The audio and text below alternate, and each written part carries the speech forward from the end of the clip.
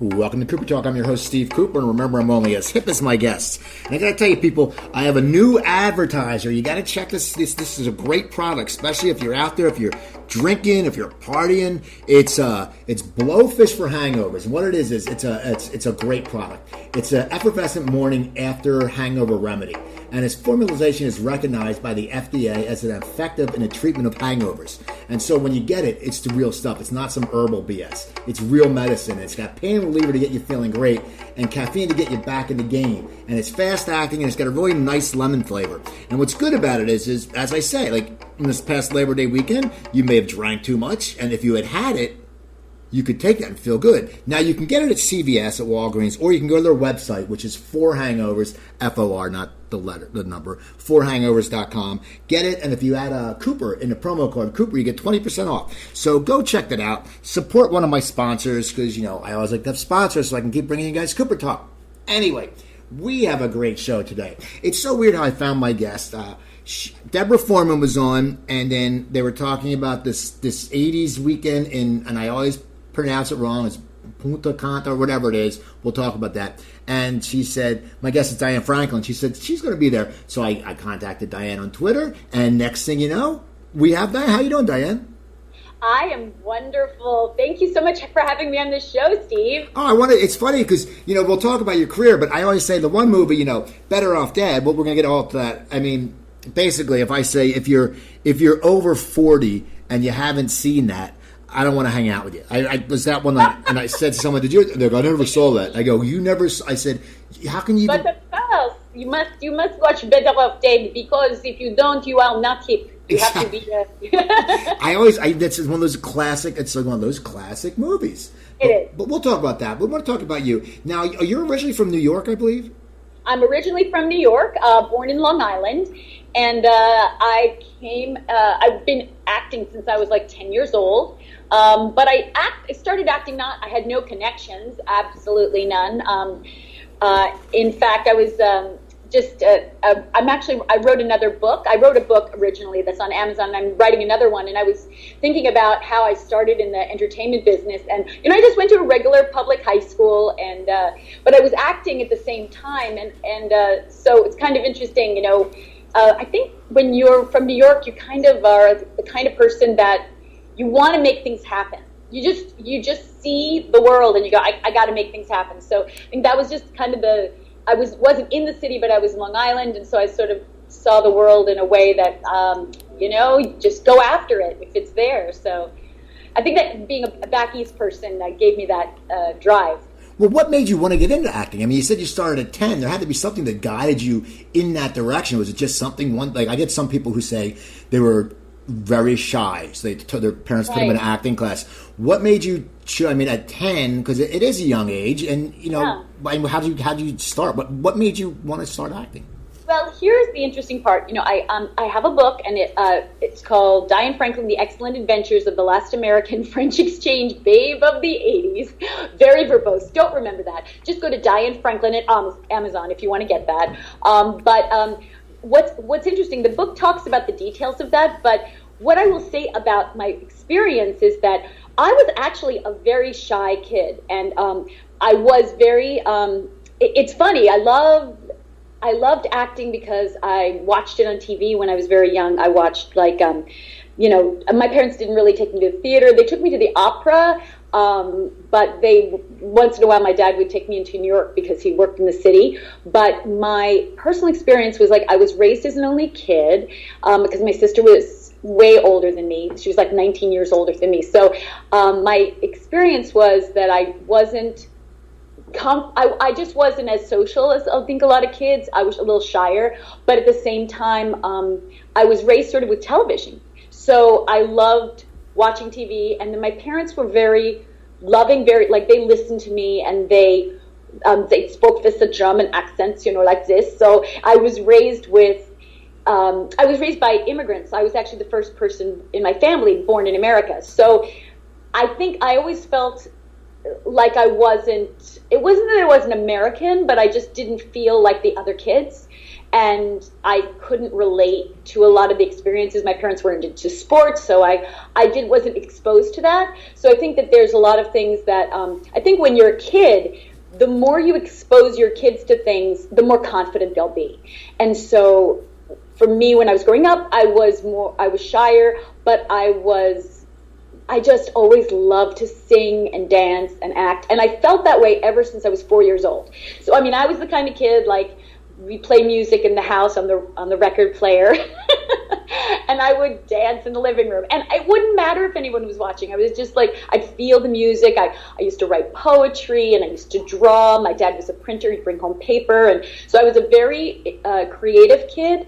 I wasn't lonely, but I was, because I had a very deep creative life and my parents were very supportive, but I just would say things like, I really want to be on TV. I want to be on TV, and I want to act, and I want to do anything that it takes to do that. So I just kept my interest until I was like 10 years old, and then bam, my parents said, okay, we'll take you to an agent, and they didn't know what they were doing. So believe me, if you want to be an actor, or a singer or whatever, you have to just ask questions, look around. You have to investigate and search. Because it's not going to be dropped in your lap, That is so true. It's funny because my mother, and I, to this day, I still do it. She said, always ask a question, because if you don't, you're going to look stupider than the question you ask usually. Yeah, and you have, it's funny. I mean, I actually teach kids now too. I teach them acting, and so I see a lot of kids. I work with kids, I believe, kindergarten through 8th, and then I work with 9th graders through 12th for teaching improv, and then adults, like people in their 20s, coach them for auditions. And my feeling about it is that in every single case, if you want something in life, don't listen to people who tell you you can't do it. You have to just trust your gut and go after it. And I mean, seriously, why shouldn't you go after it? There's no reason, except for the fact that maybe somebody says you can't. And even if you're not good at something, well, it doesn't mean you can't get better. So I really, I have to say, like, if there's my backbone is more about not ego, but just desire. Do you know what I'm saying? Right. Yeah. Well, it's you have to have desire, and that's the thing. And you're right. You can get better, but of course there are some people who don't get better, and you feel bad for them. But then they usually know when they're not getting better. I mean, they make you laugh, so it's okay, right? Exactly. So now, so you're 10. You're going into the city. How was it to get in? Did you get an agent pretty easily, or what was that whole process for being a kid too? I know, no, it wasn't easy. I think first agent that I got, I think my parents, I didn't really know what was going on. My parents paid somebody to send me out on auditions, which you never do. You never pay someone to get you auditions. But you have to have somebody, an agent has to believe in you enough. That's why when you go to see an agent or a manager, they have to believe in you strongly enough to want to work for you for free until you book and get work, and then you pay them from that. So that's why that's a little tricky, but that gives you the incentive to work harder and figure out what is it that you don't know, whether you need training or you need, do plays or work experience. So what happened was first, I think with the agent we went to was not that good, and then we heard word of mouth through somebody else, and then I went to a modeling agency, and then after that, then we got word on to a woman who was a manager. And the thing is, I started with modeling, but then my career was cut short by my 5'2" stature, so. It was like, what do you do now? Everyone else is growing, so I got to move on. So that kind of brought me to commercials, and that's when I started with an agent. And I remember going for the audition to meet the manager, and she was this, Upper East Side cigarette smoking woman who's like, okay, honey, let's talk, and and my mother was like, what do we do? I don't know what to do with this. And I'm like, I really just want to act. So she's like, okay, I'll give you a chance. We'll try it. And in retrospect, what's so funny is agents that are gruff or, like hard edge, I have to tell you, they work hard for you, and so if you're auditioning and you meet somebody who's maybe not so comfortable with you, that's not their job. Their job is to get you work, and they have to be aggressive and assertive and direct to get you those auditions. And so my manager, her name was Barbara Jarrett, she was just an amazing manager. I mean, she just got me in on all these auditions, and I did not have the credits and the experience that, one would expect to be able to get out there, but she was a really aggressive, assertive person, and she was very direct, and it was great. And I went on a lot of auditions. Now, when did you start booking? Because, it's something that, you hear some people who have gone 100 auditions and then all of a sudden they get it. Or you hear some people go, my second audition, I booked something. When did you start booking your first things?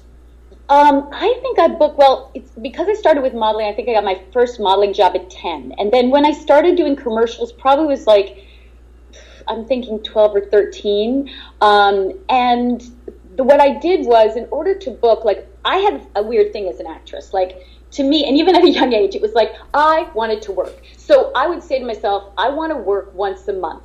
Now, and as an actor, you're like, how can you even say that to yourself? What's up with that? So I would say, okay, I don't care if it's modeling or a commercial or an extra or a hand model or a movie or whatever it is, I want to book something once a month. So in my head, when I did that, it was sort of it gave me, I just did it in my head that I wanted to do that. So when I went on the auditions, what it did was it opened my spectrum of what I was going for.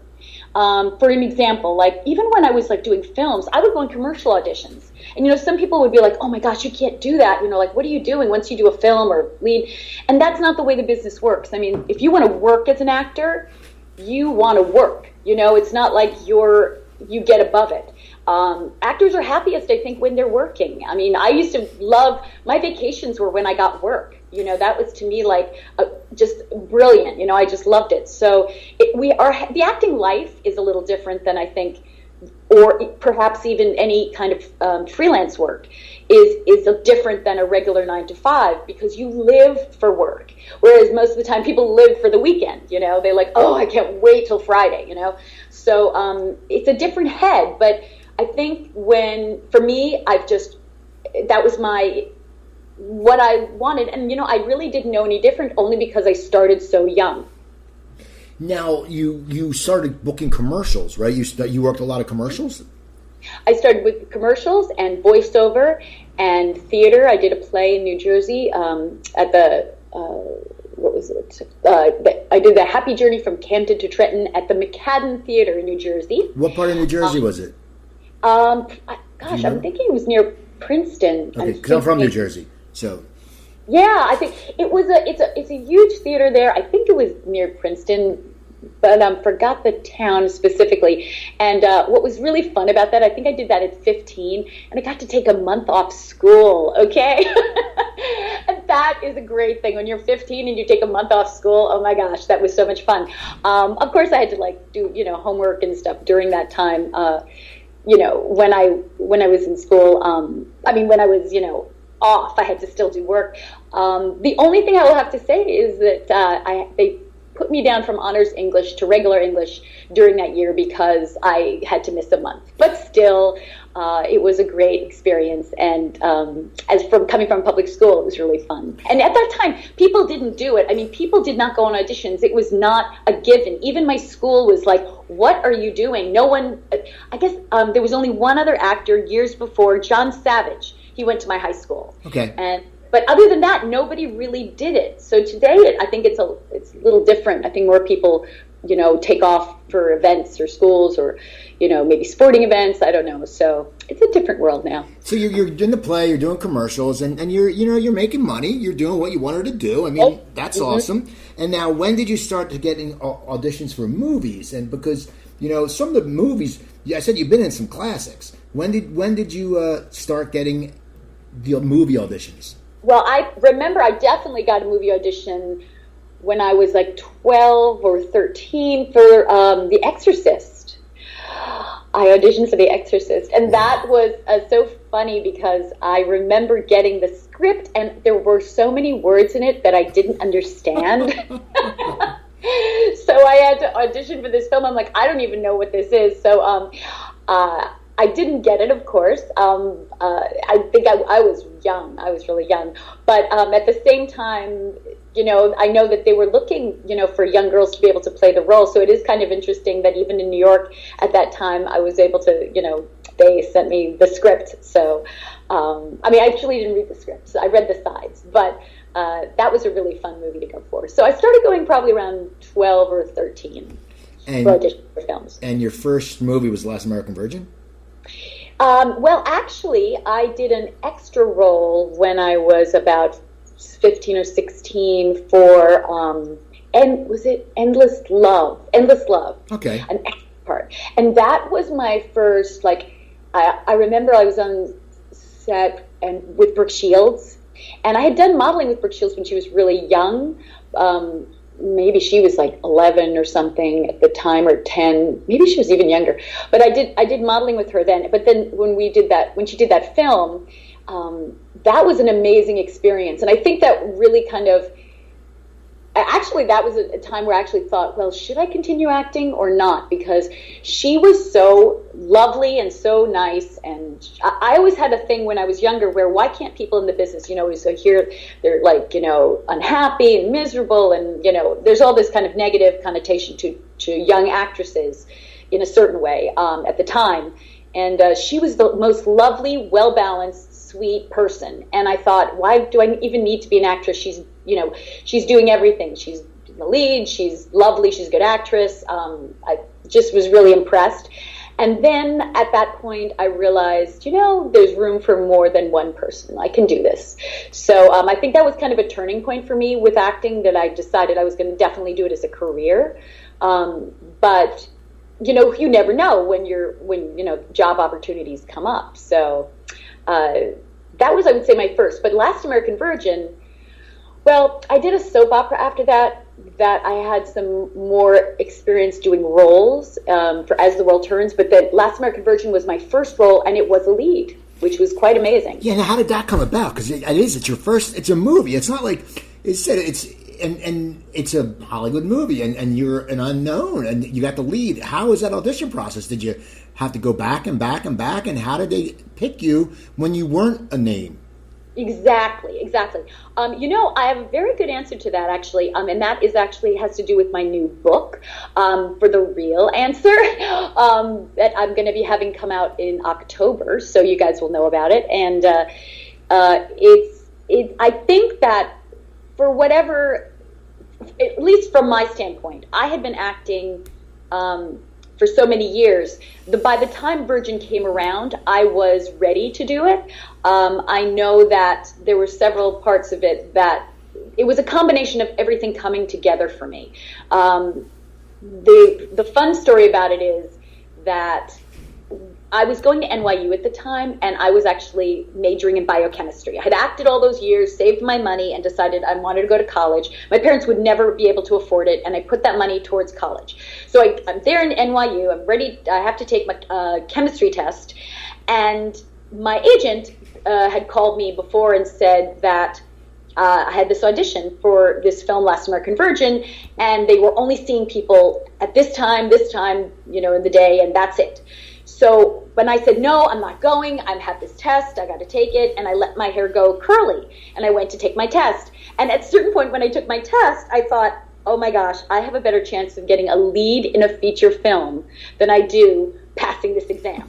So I was like, oh my gosh. So I, put all the answers in. I think I wound up trying to get out of the class because I knew that I wasn't going to pass it. I throw the exam into the teacher's lap. I run off. I get into a bus and a train, and I get all, like a subway, run uptown, and I meet Menachem and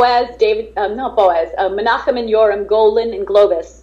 And I think they were on their way out, and I don't even remember if they had me read. I think they did not, and I just remember them saying, we want you next week to come to LA. We're going to fly you in. We're going to screen test you. And I was like, what? Okay, so it can happen that fast. I mean, it was really fast.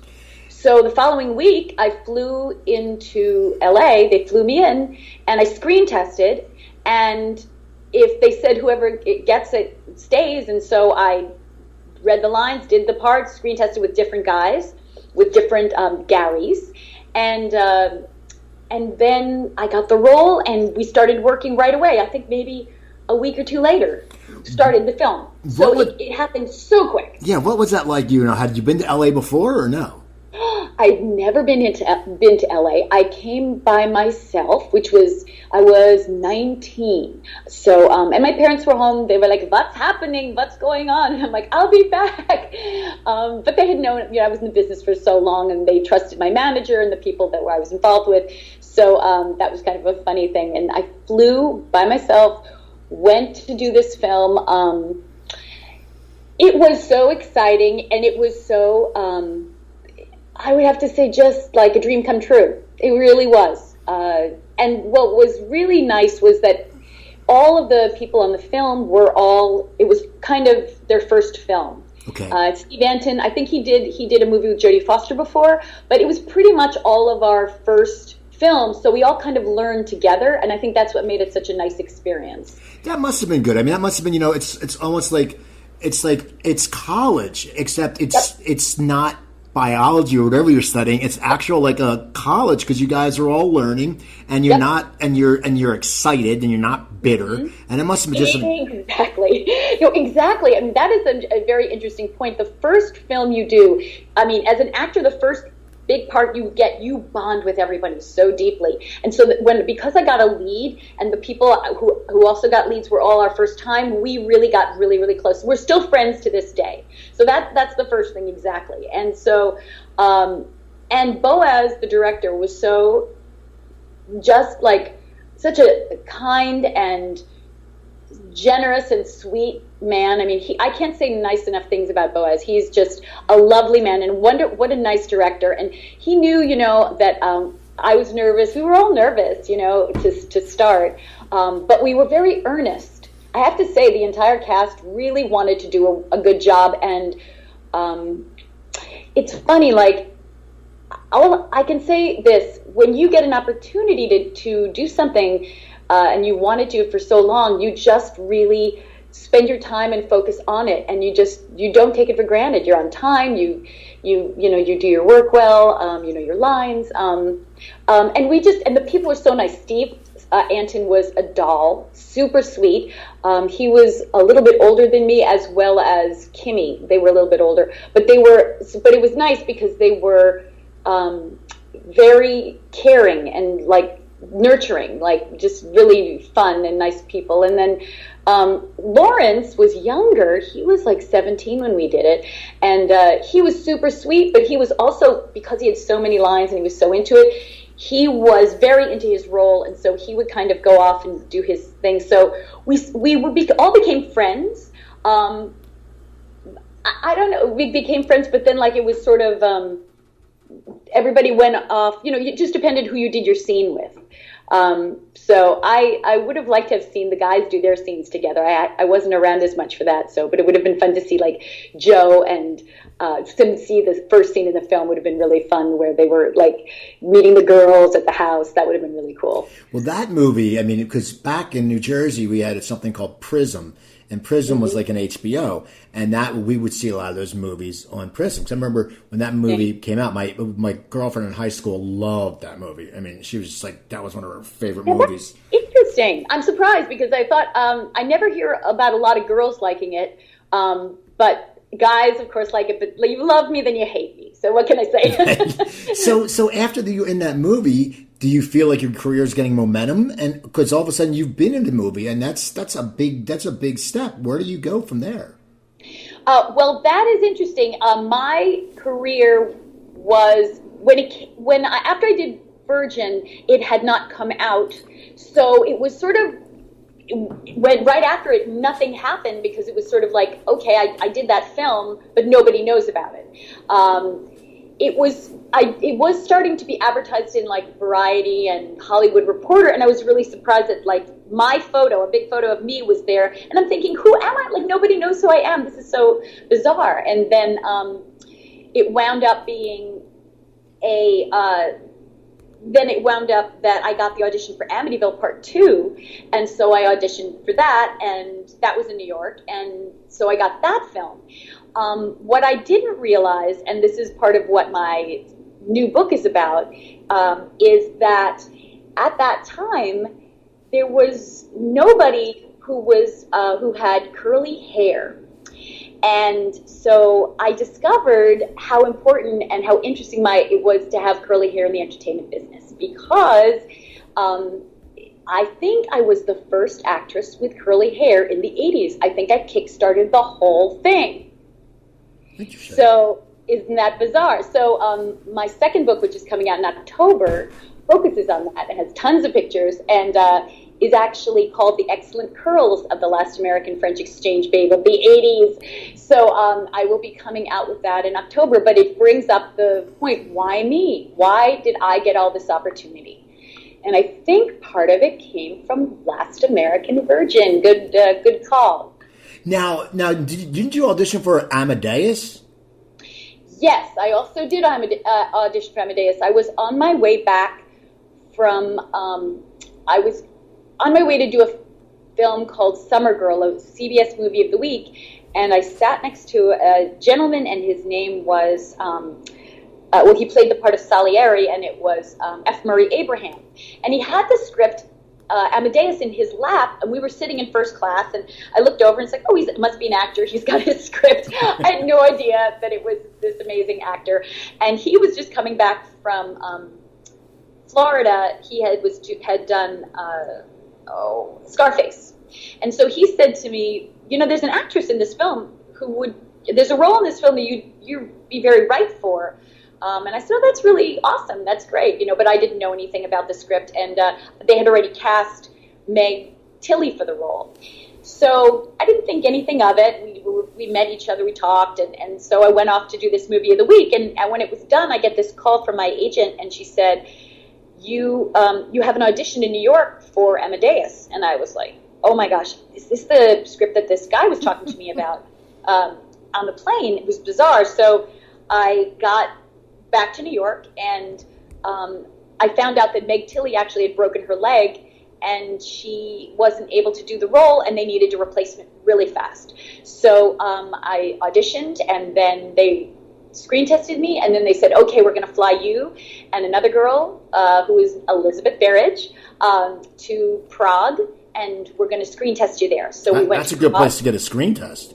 Oh yeah, exactly. We had to screen test again in full costume and makeup, every scene in the film. So we went to Prague and auditioned, and it was unbelievable. It was like probably the hardest audition I've ever had in my entire life.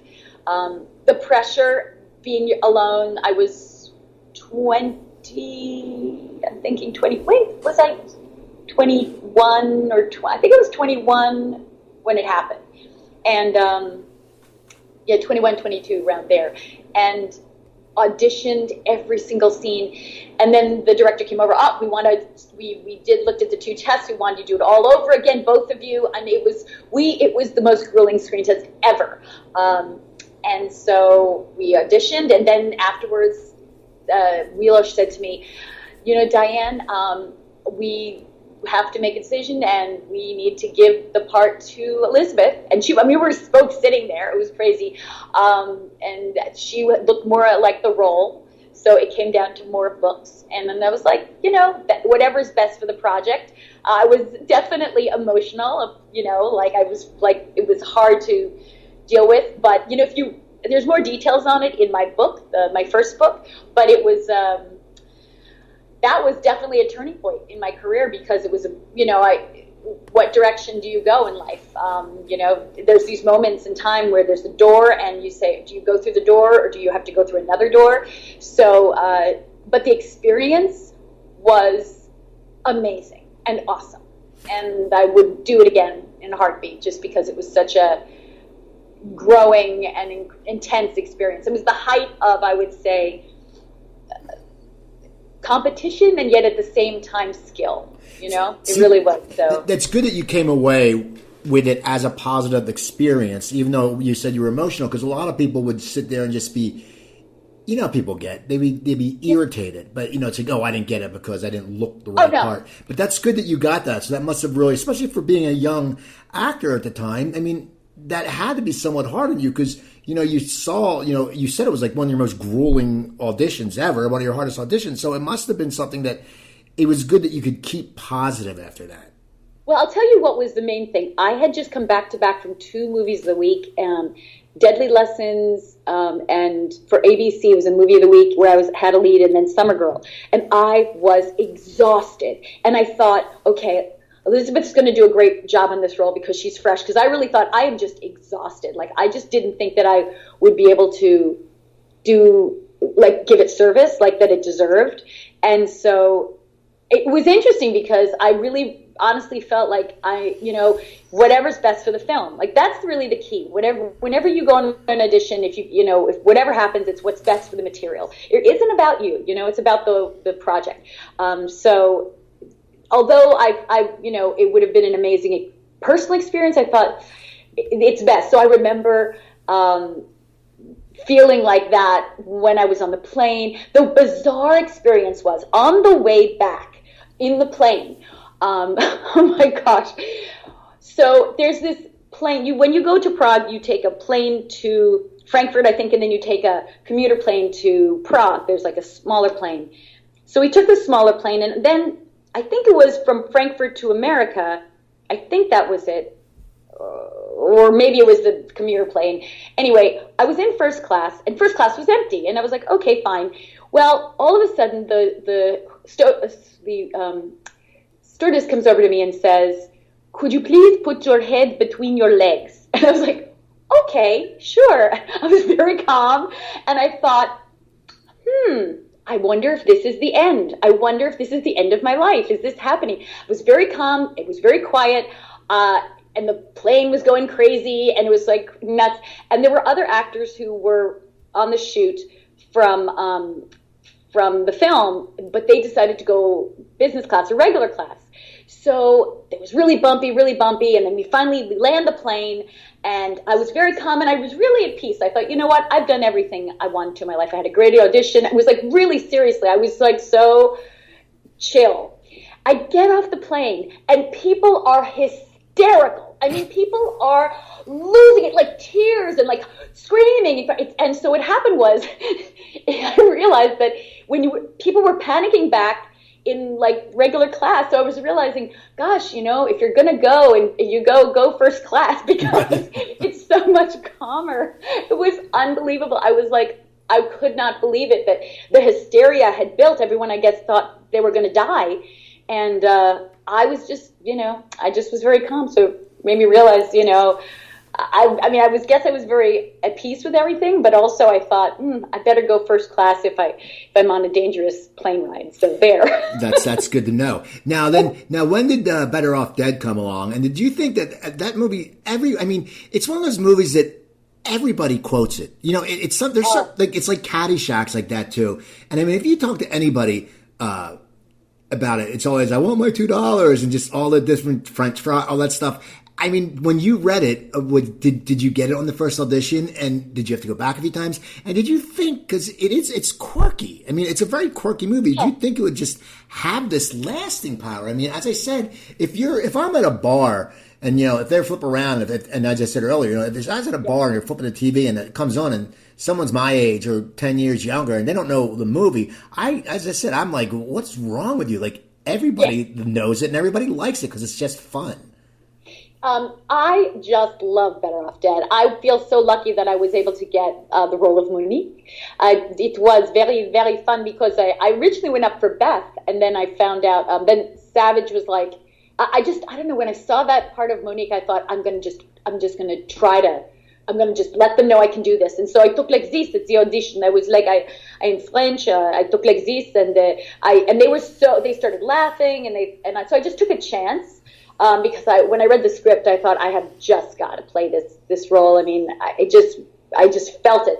I also just finished another film where I had played someone who was French, so I was very confident when I did it. And a little note to actors is that when you look a certain way or you have a certain kind of, if you feel comfortable with a certain accent or role that you'd like to play, research it so that when that role comes out, you are prepared and you are confident for it. So here's the deal with Better Off Dead. It is such a hilarious movie, and I hope that movie lasts forever because it is just so funny. And I've met the nicest people. I will say this, if you like Better Off Dead, you're a nice person. I mean, seriously, the people who love that film are such kind, nice people. I know a girl who I think she went on, is it Tinder? So she put she put I want my $2, and if a guy doesn't know that, then she won't date him. Well, as I said, that's the thing though. It's one of those movies because it was quirky and it didn't have a huge box office, but it was like everybody you knew watched it. Yeah, it didn't have a huge box office at the time because the movies that it competed with were more highbrow films. I mean, if you were Siskel and Ebert at the time, they were the big reviewers, and you said that, Better Off Dead was great. The problem with it is, if you have your $5 and you wanted to spend it on the movies, they'd be more likely to, recommend Officer and a Gentleman, Right. So it wasn't that Better Off Dead wasn't good. I'm sure they enjoyed it, but the problem was that they couldn't technically advise people to see it because when another film was out at the time, they had to recommend that over it. So when it really hit was college, when people got their own VCRs, when we were able to watch videos at home or at colleges. Oh my gosh, it went crazy. And, students were like, I am done with all my homework. I want to relax. I want to laugh. I want to have fun. So to me, I think that's where it really exploded as, something that a lot of people were able to see. Now, did people start recognizing you? And did some that weren't familiar with your work before, did they think you were actually French? Oh, that's so fun. A fun question. I don't know. I don't know if I was really recognized as much. And maybe it's because I really tried to stay, people didn't really know about me. I wasn't people knew who I was, but they didn't know about me. As an example, today, you're an actor and we know everything about a person personally, but at that time, as an actor, you didn't let people know too much about you because you wanted them to be involved in the story and believe I was really French, believe I was really English in Bill and Ted's, believe I was, Karen in Last American Virgin. And to know too much about me would have been a disservice to the films, because again, that's what actors do. It's you're playing a role, you want people to believe it. But as years went on, I started realizing some people I think were recognizing me, but they weren't coming up to me and saying anything.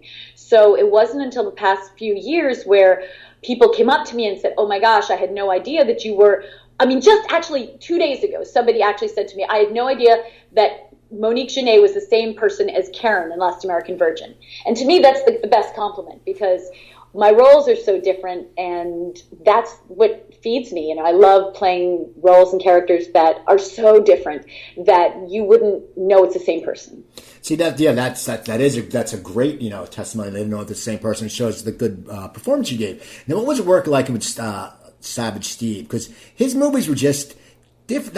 If you haven't seen the movie, people, you better go rent it. You got it. No, let's just put it this way. If one of my listeners, just real quick, if one of my listeners hasn't seen this show, I'm going to be pissed off. You have to do it tonight. Do it. I'm serious. Once you see Better Off Dead, you will understand what everyone is talking about. And the thing about it is it's not that long a film. It keeps pace. It's paced pretty fast because I think today with entertainment, it's very hard to watch things sometimes that take a long time. And Better Off Dead, I think, is just a classic. You can pass this down through the generations because it's just, and what's really funny is you can watch it again and again. You can watch what's in the background. Savage Steve Holland started as an animator, and so he understood picture. He understood every part of the photograph has meaning. So you'll see in the movie things going on in the background that you may have not noticed the first time you were watching it. So I highly recommend it. And then my listeners can listen to this, watch that, and then go back and listen to the Amanda Weiss interview because she was in it. Oh, I love her. And you interviewed Amanda as well? Yeah, she was on it. So it's a matter of, so people, then you sit there, you go, wow, this is just, I mean, Cusack was in it. So, so people, you'll enjoy it. So now did you, I mean, now do people still come up to you and say, I want my $2. any of that? Because it's, as you said, you're right. It stayed. And now it's so easy to watch stuff these days that, do people still recognize you from that, even though it was many years ago? Oh, yes. Well, here's some fun things going on. So first of all, I do conventions. And so when I go to these conventions, I have one coming up October, I think it's 8th and 9th in Louisiana Comic-Con. And I will be actually there with Kim LaBelle, who is now, I think she changed her name to Kimberly Cates, but she played the other princess in Bill and Ted's Excellent Adventures. And we will both be there. And at these conventions, I bring the coat that I wore from Better Off Dead, that big oversized coat. And what I do at these conventions is I let people wear the coat for photos with me so that they can feel like they're actually wearing a real piece of film memorabilia from the film. And then I have pictures that they can buy if they like as well. But it's just a fun experience. So first of all, yes, I bring back the memory of Better Off Dead and the coat and the fun 80s memories at these conventions. And if you're interested in finding out about more conventions, then go to, I think my Facebook is packed. It's full, unfortunately. I tried to open another Twitter, but they closed me down. So I guess just go to Twitter, Diane Franklin 80 on Twitter, and then just friend me or like whatever, Twitter me, and so that I'll let you know what's going on, what's happening. So that's going on. And then I also will be going with Deborah Foreman to that, as you said, the 80s weekend in the Dominican Republic in November 2017, which is a whole weekend of 80s music and actors. I think Andrew McCarthy's going to be there now. Yep. Crazy. It's like amazing. We're going to go there for a week, and I am finally going to meet Deborah Foreman, who I've not met. We've just been Facebook friends. So I can only tell you that we've been really supportive of each other. I'm a big fan of her work.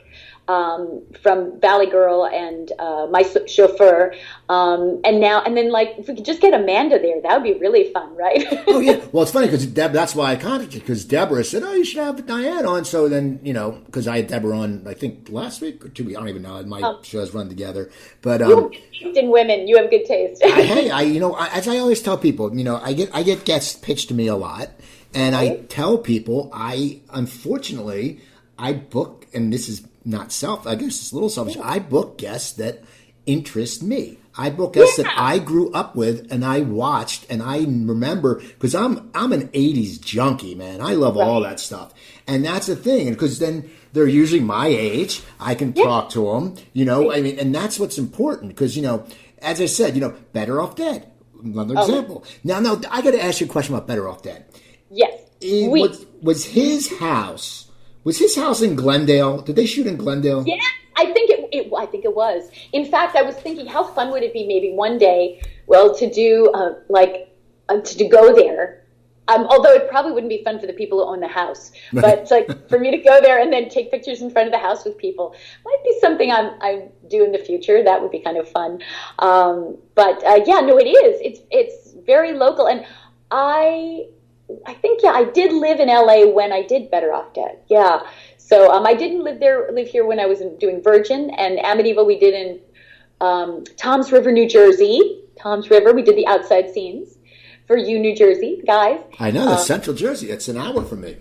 Isn't that's so funny, right? How close everything is. And then the interiors we did in Mexico. It's pretty. Better Off Dead, what a great film. And you asked about Savage. Savage, Steve Holland, is the sweetest guy. If you like Better Off Dead, that is Savage. He is like that film. He is adorable, sweet, funny. I see him today. I see E.G., I see Amanda, I see Curtis.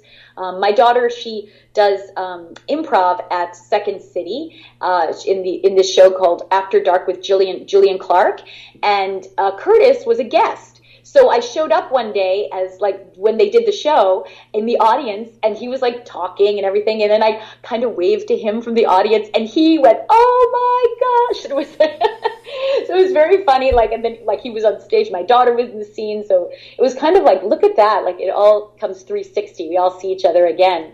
So it was just great things. Also, I was like last year, I think was the 30th anniversary of Better Off Dead, and I did a stage reading in San Francisco with John Heder. He played Lane, and he was a huge fan of Better Off Dead, or he is a huge fan. So you never know where your films go. I would love to, as you are, like contact or connect with people who are actors who have seen my film that, I mean, like, again, like Deborah Foreman would never know that I liked Valley Girl except for the fact that I contacted her and said, "Oh my gosh, you're awesome." And then she was like, "Oh my gosh, I love Better Off Dead." And so what's so great about that is the camaraderie as actors and actresses. I just think it's brilliant. Well, it is, and it's so funny, and it's a big circle. I mean, I get that through the show. Like, I mean, I know, I get a lot of the male character actors. I know, which guys.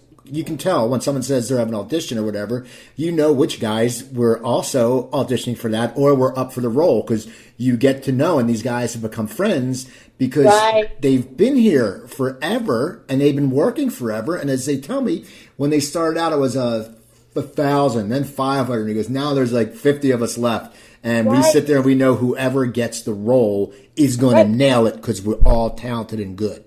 Right. And the other thing too, when we were younger, we didn't know each other and we would audition for parts, but we'd never meet each other because it would be either, other actress or you getting the role. So now for me with these conventions, what's so exciting is I get to see all these other actresses that I get to say, I loved your work in this, I loved your work in that. And, we get to share that experience, which to me is wonderful. I remember I met Christopher Atkins. I had never met him, and he was at a convention, and I finally got to say, "Oh my gosh, I loved you in Blue Lagoon. You were awesome." And I got to see your work, and it's so long ago, but at the same time, I thought how lucky I am to be able to see all these people and connect with them. And you've been in these cult. I mean, like, look, you were in Bill and Ted's. I mean, what was that like? That was another cult.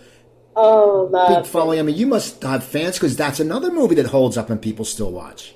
Oh, totally. I love Bill and Ted's, and I love playing the English princess. I really am excited because I guess Keanu and Alex are thinking of doing a Bill and Ted's 3, which, if I'm in it or not, is going to be hilarious because the idea of old school Bill and Ted and perhaps little Bill and Ted's is just the cutest. So, they know that Kimberly and I are interested, but wouldn't that be great? Wouldn't that be just awesome? I mean, so funny. And I'm just hoping that it'll happen.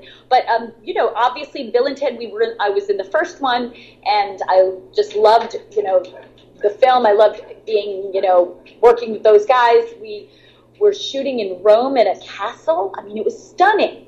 Or it was like shooting in a museum. That's how wonderful it was. And we hung out, like in between sets and like in between shots, and just got to know each other. And we even went sightseeing together.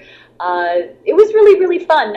And those guys are just lovely. And I was so happy that I got to work with Keanu in a comedy, because I guess I got to see like this light, fun, cute guy that afterwards his work was more serious. So I feel like I was the luckiest princess of all, right? Now you said when did you write your first book, and what made you decide to write it? Good. Okay, I wrote it in 2012, and what made me decide to write it was my daughter and son. And actually, this is how it went. What happened was, I realized I had a lot of acting experience and acting information, and I didn't really know if anyone was that interested, but I knew that my kids would always see me as mom, as they should, right? I mean, so I was keeping all this stuff, but I thought, originally to give to them, and then I thought, wait a minute, they don't care. They want me as mom, pictures of us and hanging out. And so I thought, maybe people are interested in my work, especially because I started so young. And and I knew like people at that by that time it was like, okay, let's see. So what I did was I made my own book. I actually like handmade a book, and I went to a convention and I sold it at the convention, signed it for people, and I thought, and they were limited, like maybe 100 of these books. And I thought, okay, let me just see if people would even be interested. And people loved it. They bought them. They like loved it. So then I thought, okay, well then it's worth it for me to attempt to publish. So I decided to publish my own book, the first one in 2012, because and I wanted to do it on my own. At first I thought, well, maybe I'll get a publisher to do it, but then I realized, if I go to a publisher, they're going to have their own skew on it. Like, like Molly Ringwald did a book, and they wanted her to do makeup tips, and it was like, really, like everyone wants to know about Molly Ringwald. They want to know about her and her career. They want to go down nostalgia lane. They want to visit her that way. So I thought, if I publish my own book, then I could write it with everything I want to write, with my cadence in the writing, with pictures that I think would be great, and so it's very personal and very. It took about a year to write. It was just very, very to my heart, dear to my heart. It's not like something you can find anywhere. So I published it, and people loved it, and it's on Amazon. People can still get it, and if they buy it, they can send it to me and I can sign it, or they can also come to conventions and bring the book and I will sign it. So that's really fun. And then I decided to write the second book because I wasn't actually going to write a second book at all. But I had a bunch of pictures, and then I thought, oh, well, maybe I'll just because the first book I have is pictures, but I wanted to do something with a lot of pictures, like a pictorial autobiography. Because, again, like I've done so much work, and I saved so much stuff. And so when I started going through the pictures, that's when I realized, wait a minute.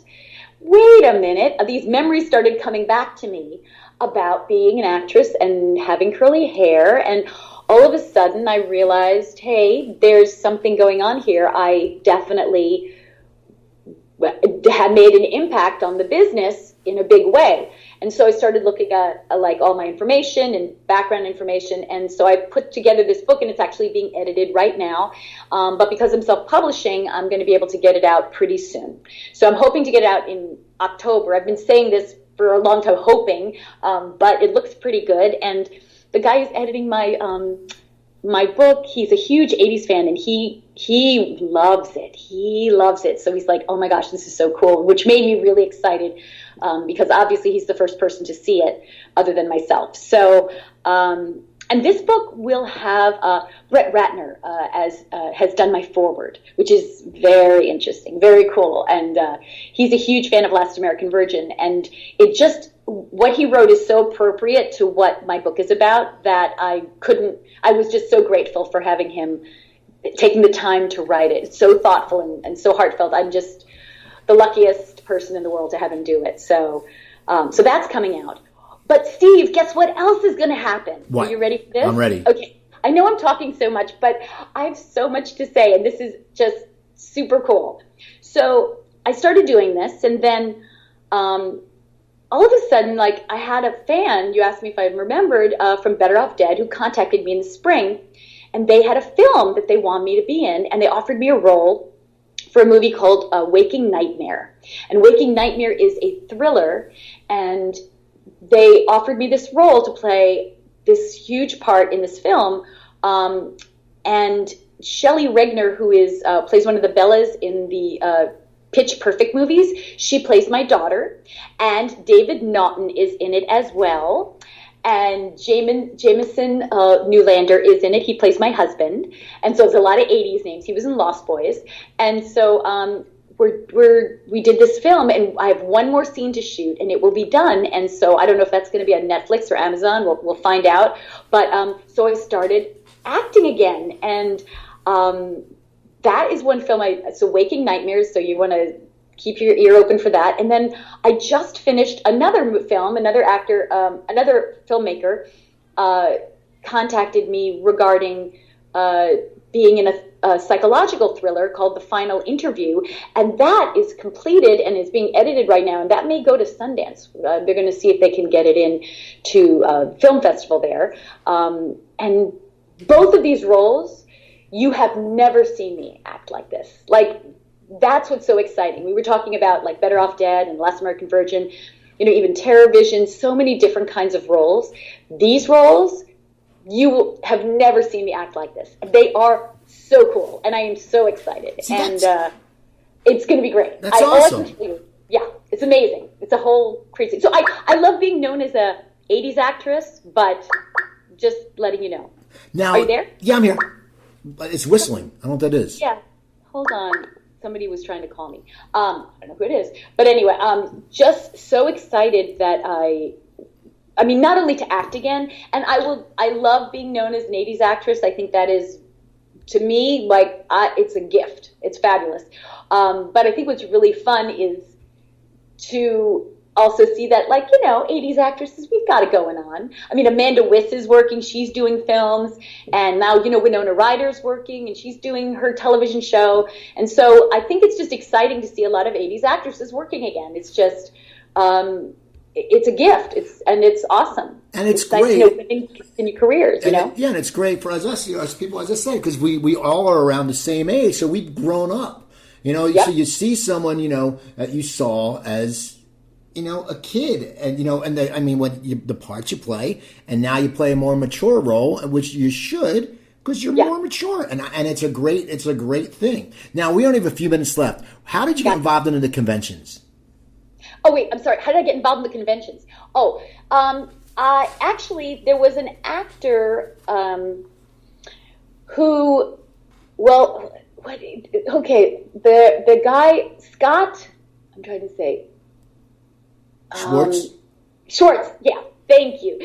How could I forget his name? Scotty Schwartz got me into it, because Scotty was, I found out, like, I met his dad, actually, and then his dad turned me on to him, and he did these conventions, and he said, why don't you try one of these? They're kind of fun. And I was like, okay. It was a local one at first. It was in Burbank, and it was the Hollywood show, I think. And after I did it, I was like, oh my gosh, this is really fun. And so, but this was probably, I guess, maybe 2011 I started doing them, something like that, or 10 or 11, and it was a blast. I had a great time. And I think what makes me so happy about the conventions is I get to go down memory lane with people. I get to talk about the films and what they loved about it. And, it really just brings back nostalgic memories. And I think I'm just nostalgic as well. I love, I'm very much in the present. I love things happening today. I'm excited.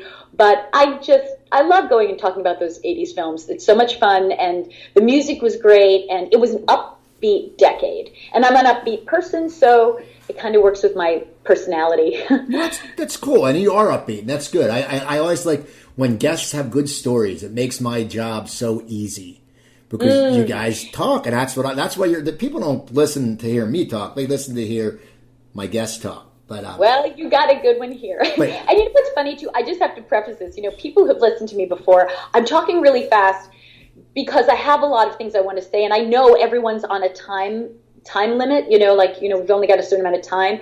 But when I'm acting and when I'm like a person, I take my time. I really relax. But I'm just so excited and so honored to every time anyone remembers me from a film. I just think it's so special, and it really is a gift, and I'm humbled by the fact that people still remember me, because it is not a given. Well, so thank you. That's awesome. And thank you. Now, how do people get in touch with you? Just Twitter? Okay, so I'm sure people can friend me on Facebook. You know what I would do? Go to Diane Franklin, the fan site, the official fan site, and friend me there. And I do post things on the general fan page. And then Diane Franklin Twitter, Diane Franklin 80, definitely go to there, because that's probably the quickest information you'll get. You can go to Diane to Be With You on Instagram, but I don't know if they want to do that. DIANETOBE, YOU. And you can also, and then if you're interested in my book, this one, my first book you'll get on Amazon. The second one, I'm going to see if I can get it at Barnes & Noble, so we'll see. Cool. But just be in touch with me the other ways, and then you'll know what's going on. Great. So people follow her. Follow me on Twitter at Cooper Talk. You can follow me. You go to my website, coopertalk.net. I have over 550 episodes up there. Email me, Cooper at coopertalk.net. Don't forget my new sponsor, Blowfish for Hangovers. Go to 4hangovers.com. Type in Cooper and you get 20% off. And don't forget my other website, stopthesalt.com, my low-sodium cookbook I cooked made after I had my health problems. You can get it at Barnes & Noble or Amazon, but if you go to stopthesalt.com, order it from me, I make more money, and I will sign it for you. And also Instagram and Words with Friends, I will play you. It's Cooper Talk 1. So do all that stuff. And do me a favor, if you haven't seen it, what is your problem? Get off your ass and get better off dead. So you have to go get it. Anyway, I'm Steve Cooper. I'm only as hip as my guest. Don't forget, drink your water, eat your vegetables, take your vitamins, and I will talk to you guys next week. Have a great weekend. And remember, better off dead. Au revoir.